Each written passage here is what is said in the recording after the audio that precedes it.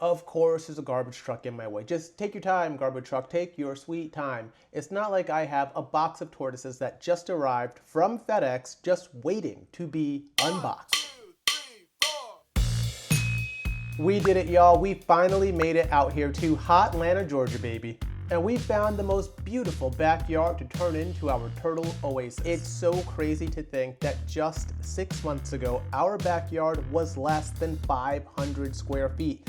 And now we're here on an acre and a third. We have grass, real grass. The tortoises can actually graze. It's really awesome to see them in such a natural environment, but there was so much to do. Every day, before and after work, I hustled to get these pens ready. And I wasn't the only one excited. The tortoises were right here for moral support. It took a lot of work to not only set the tortoises up, but my family as well.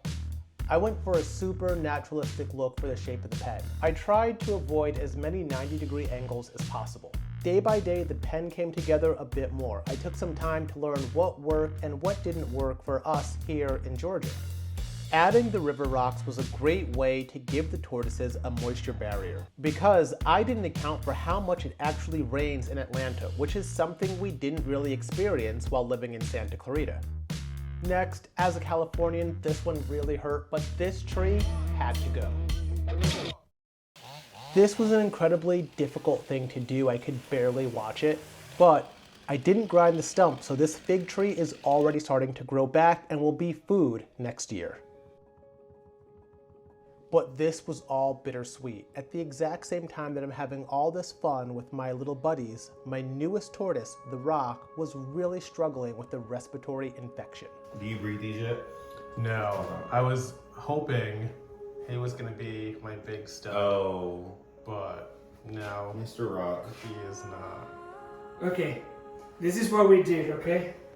What I had learned is that a bacteria called mycoplasma was creeping deep down within the tortoises. And in California, they were able to get by, but the stress of the move and the obnoxious amount of rain we had this summer made it 10 times worse for my little guys. I did all that I could, and I spent more money than you could imagine on vet bills.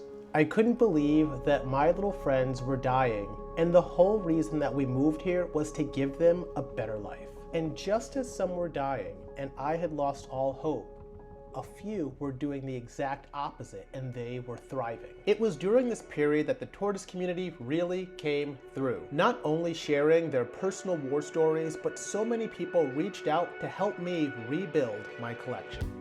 Guys, it is finally here. A good friend of mine, Steven Cifuentes, reached out to me a few weeks ago. An older woman had a pair of proven leopard tortoises that she could no longer take. My amazing friend was so kind enough to help with the packaging and shipping of everything. We had a very narrow shipping window. Anyway, without further ado, here is this package. This has been 3 weeks in the process. These guys, they are 20 and 15 years old. A couple of things.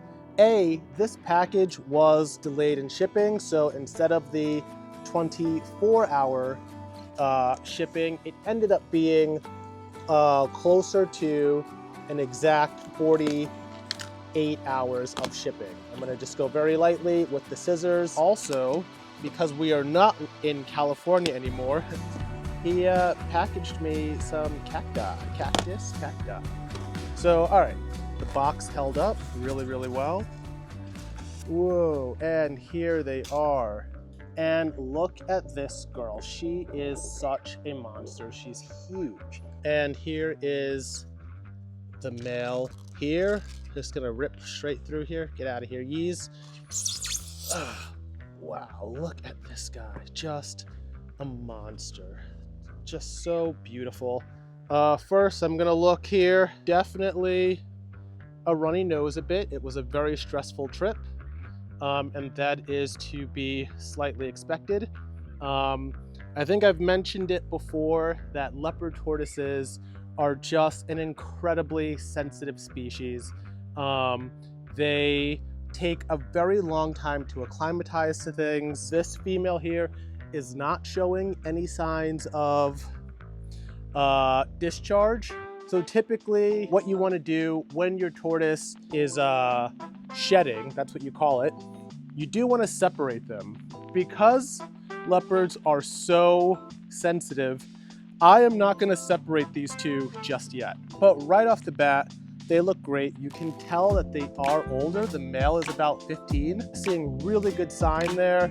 This is kind of my test when I bring a tortoise in. I have a new spot in the yard for them to kind of nibble and graze. Moving a tortoise can be very stressful for the tortoise, especially leopards. Things happen very slowly for tortoises, so a sudden change could have a big effect on them. So the male having a runny nose is to be expected. There's always going to be, with older tortoises, like there's a lot of times there's going to be a bit of rehabilitation in there, and that's completely cool because all life deserves a chance. It's been about 48 hours since we unboxed the leopard tortoises, and you guys saw the male. He actually came out of the box with a runny nose. So we are here at the vet this morning trying to just get a basic understanding. I don't want to rush and force an antibiotic, but I also don't want to act slowly when there can be a more pressing issue that we need to address. Here we are back in this room that unfortunately I know too well. I don't think that this is a life-threatening case here. I'm also bringing in Puma. She's not sick, but should anything change, I want to be ready so that I can just have a phone call with the vet since I will already have the antibiotics for her. Part of my daily check is that I look deep into every tortoise's nostrils every day. Early detection is crucial. Puffy or watery eyes are signs that your tortoise may not be doing well. Also, if you have multiple groups, it's beneficial to just wash your hands in between handling different groups. As I mentioned, tortoises are highly susceptible to the vast majority of infectious diseases from each other. So making sure that you have proper quarantining stations will save you a ton of headache. Within the past 6 months, I've become a pro at giving injections. It's also a good way for you to really get to know and observe your tortoises. When giving a new tortoise an injection, I like to poke and prod around for any vulnerable injection sites. Getting started, I always hold one of their legs in so they don't kick my hand away while I'm mid-injection.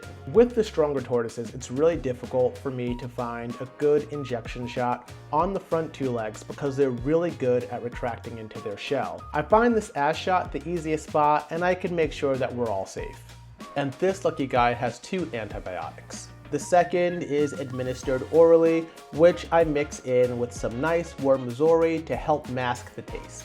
And there's no point in going over the different types of medication because I've learned that you could have 2 tortoises in the same pen with the exact same care, sharing the exact same symptoms, and the same medication will not work for both of them. As this guy makes it into the bungalow, I want to send a very special thank you to all the people that have purchased a bungalow from me, everybody that has supported me throughout this journey. It has been incredible. I made a lot of really awesome friends throughout the process. Really, from the bottom of my heart, thank you so much. There was actually a point where my family and I were living off of money that the bungalows were bringing in. And I am just so thankful to everybody who was there for me, posted on Instagram. I really appreciate all the support that this tortoise community provided.